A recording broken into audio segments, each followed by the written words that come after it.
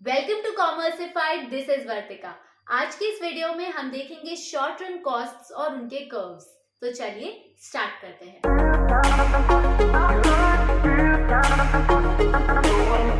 देखिए, सबसे पहले बात करते हैं शॉर्ट रन टाइम पीरियड की। शॉर्ट रन वो टाइम पीरियड है जिसमें कुछ फैक्टर्स तो वेरिएबल होते हैं जिन्हें चेंज किया जा सकता है और कुछ फैक्टर्स होते हैं जो कि फिक्स्ड होते हैं। वेरिएबल फैक्टर्स के कुछ एग्जांपल्स हो सकते हैं जैसे कि रॉ मटेरियल, कैजुअल लेबर को वेजेस, जबकि फिक्स्ड कॉस्ट का एग्जांपल हो सकता है रेंट।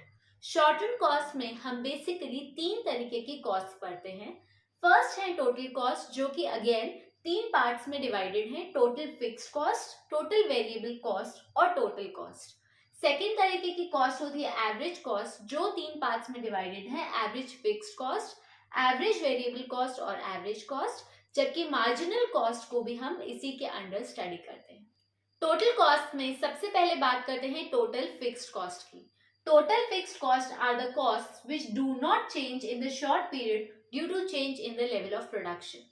ये वो कॉस्ट हैं जो लेवल ऑफ प्रोडक्शन के हिसाब से चेंज नहीं होती। चाहे लेवल ऑफ प्रोडक्शन कितना भी हो, टोटल फिक्स्ड कॉस्ट सेम रहेगी। इसे हम स्केड्यूल से भी देख सकते हैं, जहां पर क्वांटिटी ऑफ प्रोडक्शन बढ़ता जा रहा है लेकिन टोटल फिक्स्ड कॉस्ट हर एक लेवल पे सेम है। ये cost zero level of production पर भी फिक्स्ड रहेगी। इसीलिए टोटल फिक्स्ड कॉस्ट का कर्व कुछ इस तरह से बनता है। ये एक स्ट्रेट लाइन होती है जो कि एक्स एक्सिस के पैरेलल होती है। टोटल कॉस्ट का सेकेंड टाइप है total variable cost. Total variable cost are the cost which change with the level of production. ये वो कॉस्ट हैं जो लेवल ऑफ प्रोडक्शन के साथ चेंज होती जाती हैं। इस कॉलम में आप देख सकते हैं क्वांटिटी ऑफ प्रोडक्शन और ये है टोटल वेरिएबल कॉस्ट। जब आप टोटल वेरिएबल कॉस्ट के ट्रेंड को देखेंगे तो आप देखेंगे कि पहले total variable cost decreasing rate से बढ़ रही है। पहले ये 90 से बढ़ी, फिर 30 से बढ़ी और फिर सिर्फ 20 से बढ़ी, और उसके बाद ये कॉस्ट इंक्रीजिंग रेट से बढ़ती है 60 से और फिर उसके बाद 70 से। यही सेम चीज हमें ग्राफ पे भी दिखती है, जहां पर total variable cost initially decreasing rate से बढ़ रही है और उसके बाद ये कॉस्ट इंक्रीजिंग रेट से बढ़ने लगती है। यहाँ पर ध्यान रखने वाली एक चीज ये है कि जब क्वांटिटी ऑफ प्रोडक्शन जीरो है तो उस केस में टोटल वेरिएबल कॉस्ट भी जीरो रहेगी। टोटल वेरिएबल कॉस्ट का पहले डिक्रीजिंग रेट और फिर इंक्रीजिंग रेट से बढ़ने का एक बड़ा कारण है law of variable proportion. Total product initially increasing rate से बढ़ता है और फिर उसके बाद डिक्रीजिंग रेट से बढ़ता है, जबकि कॉस्ट के केस में ये चीज ऑपोजिट हो जाती है। इसीलिए टोटल वेरिएबल कॉस्ट पहले डिक्रीजिंग रेट से बढ़ती है और फिर उसके बाद इंक्रीजिंग रेट से बढ़ने लगती है। नेक्स्ट है टोटल कॉस्ट। टोटल कॉस्ट होता है टोटल फिक्स्ड कॉस्ट और टोटल वेरिएबल कॉस्ट का सम। इसे देखते हैं इस स्केड्यूल से, जहां पर हमने टोटल कॉस्ट कैलकुलेट की है by adding total fixed cost with total variable cost. जब हम इन पॉइंट्स को ग्राफ पे प्लॉट करते हैं तो टोटल कॉस्ट का कर्व कुछ इस तरीके से बनेगा।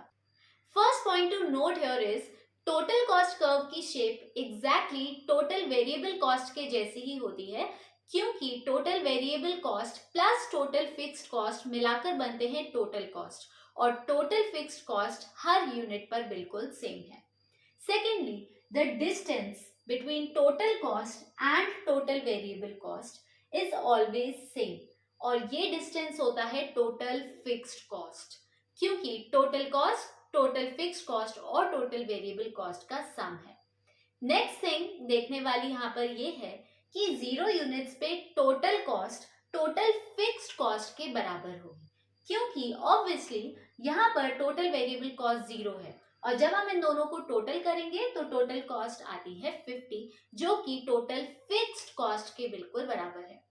इसीलिए जो टोटल कॉस्ट का कर्व है वो हमेशा वहीं से स्टार्ट होता है जहां से टोटल फिक्स्ड कॉस्ट का कर्व स्टार्ट हो रहा है। किसी भी कमोडिटी के प्रोडक्शन में वेरिएबल कॉस्ट और फिक्स्ड कॉस्ट की अपनी अपनी इंपॉर्टेंस है।